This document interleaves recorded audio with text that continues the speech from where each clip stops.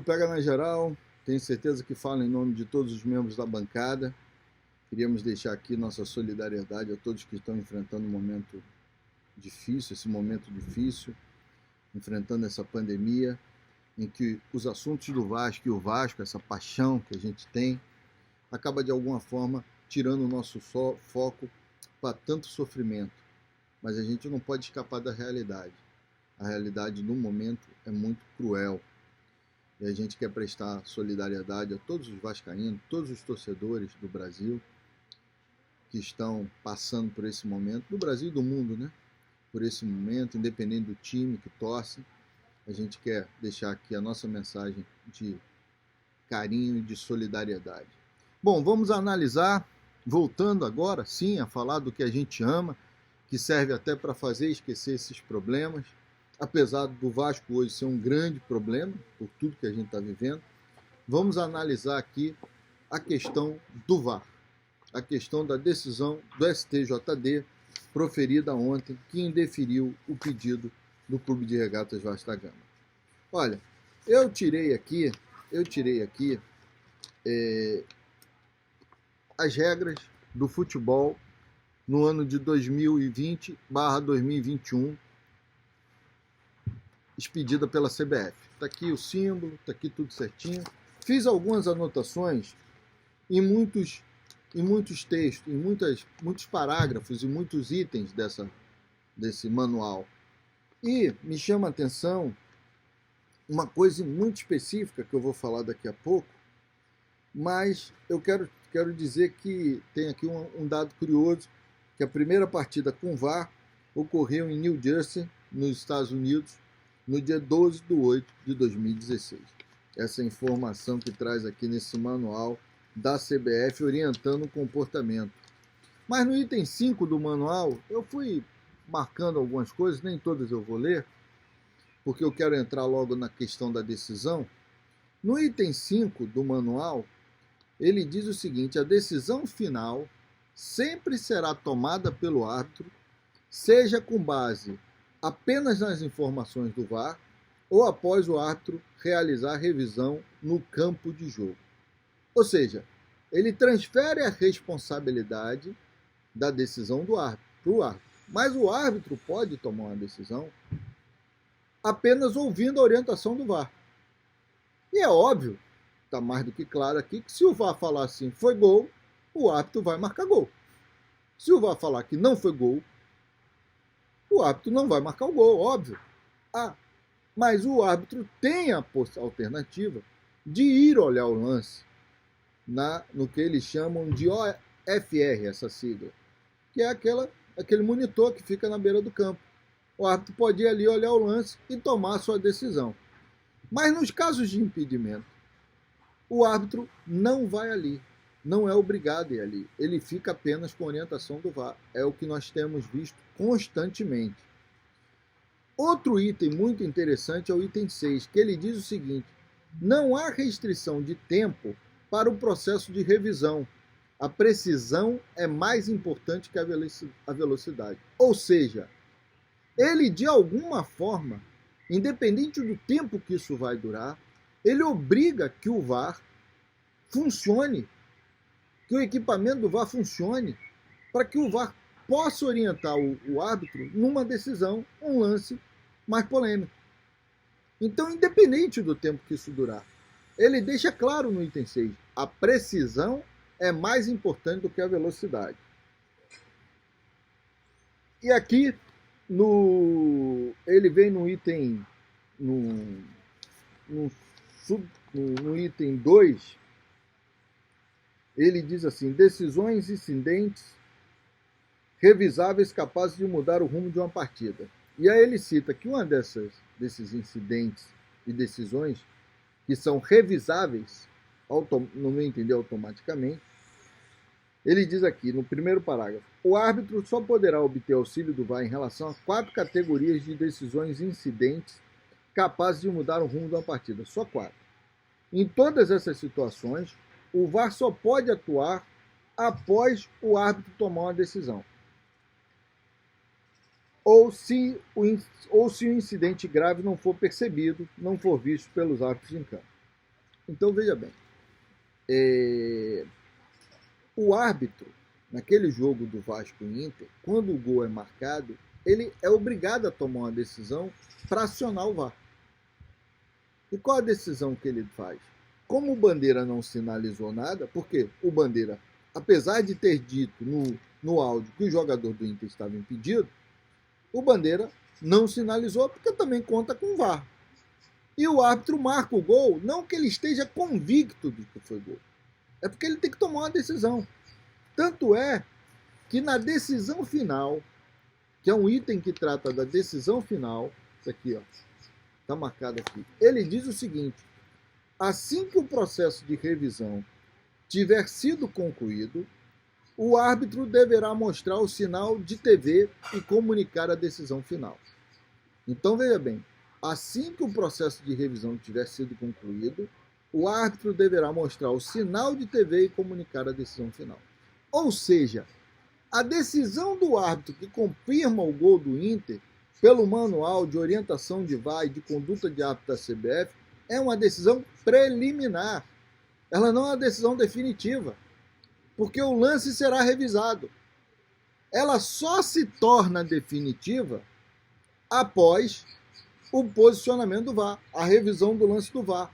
E a revisão do lance do VAR, como eu li aqui para os amigos, a CBF diz o seguinte: não há restrição de tempo para o processo de revisão. A precisão é mais importante que a velocidade. O que eu quero dizer aqui com vocês? Vamos analisar a decisão do Noronha, do presidente do STJD. Na decisão do Noronha que eu li, fica muito claro que houve um erro do Vasco a fazer o seu requerimento. É muito claro que não é do Vasco, é da Caterva.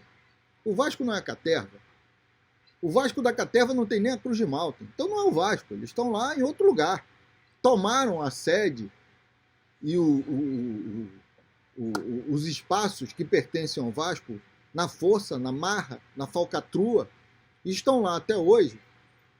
Mas não no Vasco, eles não tratam do Vasco, eles tratam de outra coisa. Porque nem a Cruz de Malta tem. Lembrando que na tal da Vasco TV, o símbolo do Vasco estava sem a Cruz de Malta. Estava sem só isso. Então eles deixam muito claro. Isso aqui é outra coisa, não é Vasco.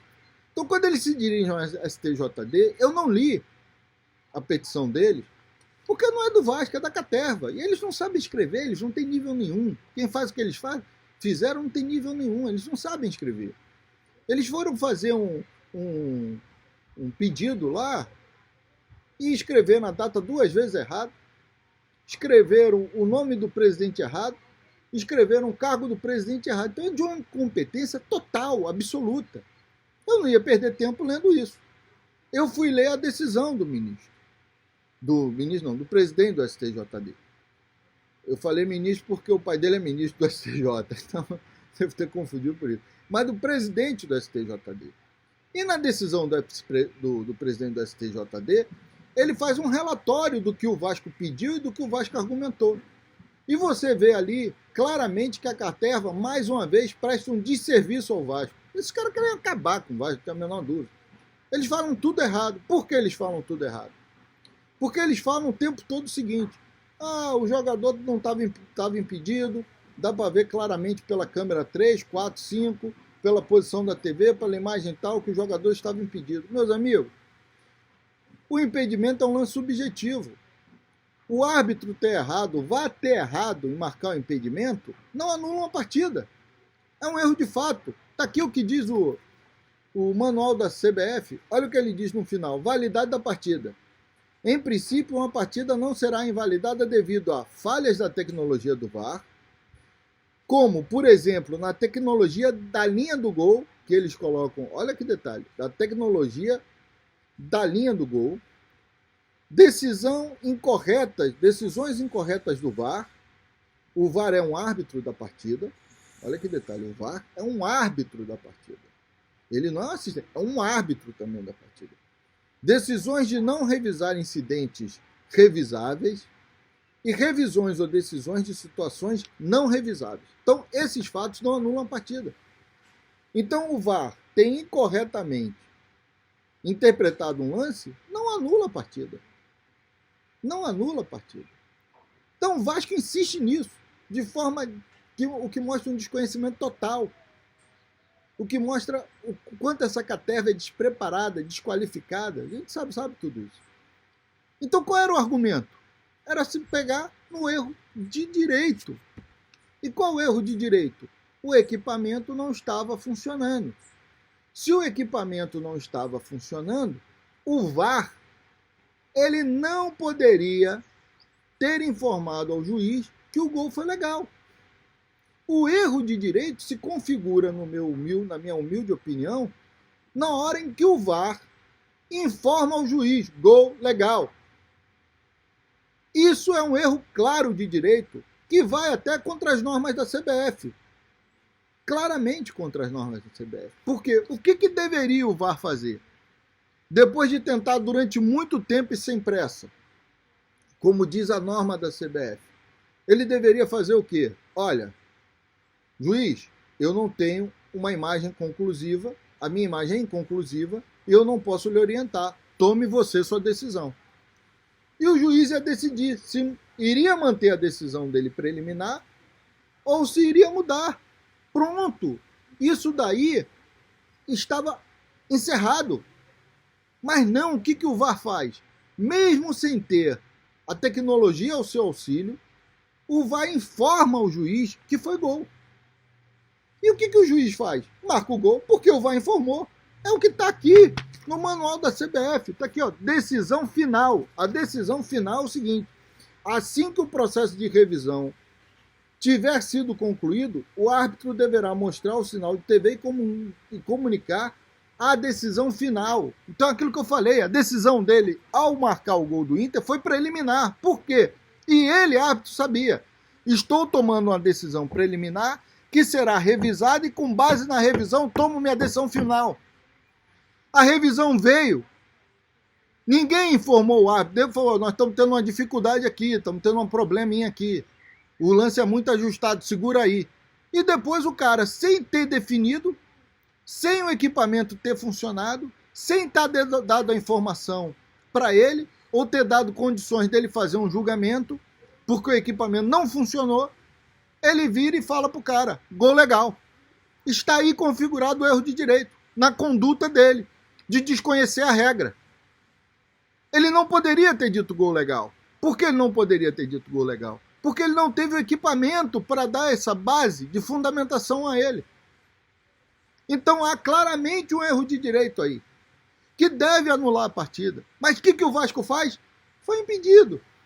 Foi impedido. Estava impedido, a câmera 3... Fica nessa argumentação, que eu não vou nem usar o termo que eu ia usar aqui em respeito aos amigos. Fica nessa argumentação. E, obviamente, o STJD diz o quê? Essa argumentação não cabe, amigo. A interpretação errada não anula jogo. A interpretação errada é um erro de fato. É um erro de fato. Os caras analisaram e acharam que não estava impedido. Ou cometeram um erro de fato. Subjetivo. É óbvio. O erro de direito é objetivo, está na regra. Ele não poderia ter dito ao VAR, ao árbitro, que o gol foi legal. Ele desconheceu a regra aí. Totalmente. Para mim é muito claro isso. Então, o que fazer agora? Bom, cabe recurso? Cabe. Só que qual é o problema? Que cabe recurso da decisão do presidente? Cabe, mas qual é o problema? É que a argumentação é a mesma. O que o Vasco deveria ter feito? O Vasco deveria ter feito um requerimento ao presidente para anular a partida, para dar uma liminar, para suspender os efeitos da partida, dizendo que tinha informações de que o VAR não funcionou, de que não houve uma revisão correta do lance, queria saber o que aconteceu na cabine e tal, mostrar todos os indícios e pedir os áudios. Depois que os áudios chegaram, que todos foram intimados a se manifestar, o Vasco deveria ter usado esses argumentos. Olha, há um erro de direito aqui, porque o equipamento não funcionou e a decisão preliminar do juiz foi mantida como decisão final porque o VAR informou que foi gol legal sem ter base científica para isso, porque o equipamento não funcionou. Então ele diz que se o equipamento não funcionou, ele jamais poderia ter dito que ao juiz que o gol foi legal. Ele deveria ter informado que o equipamento não funcionava. Na hora que ele diz ao juiz ao gol que o gol é legal, ele comete um erro de direito. Só que o Vasco não argumentou isso. E agora, no recurso do Vasco, o Vasco vai ter que manter a mesma linha de raciocínio. Ele não pode inovar. Então, dificilmente essa caterva, que nada fez para o Vasco, só destrói o Vasco, vai conseguir nos tirar da Série B. Eu não sei porque eles não entram na justiça comum. Eles conseguem tudo na justiça comum. Quase tudo. Eles parecem que têm umas amizades aí, que a gente ouve dizer. Por que não usa essa amizade para beneficiar o Vasco? Nós estamos na Série B. Pelo amor de Deus, isso é a quarta vez. Mas vai esperar o quê da caterva? Da caterva não vem nada de bom, só destruição. Amigos, tenham todos uma boa sexta-feira e um excelente final de semana. Mesmo tendo que conviver com essa caterva, enquanto essa caterva estiver lá, nós temos que extirpar essa gente de lá o mais rápido possível para evitar o fim da nossa amada instituição. Saudações vascaínas a todos.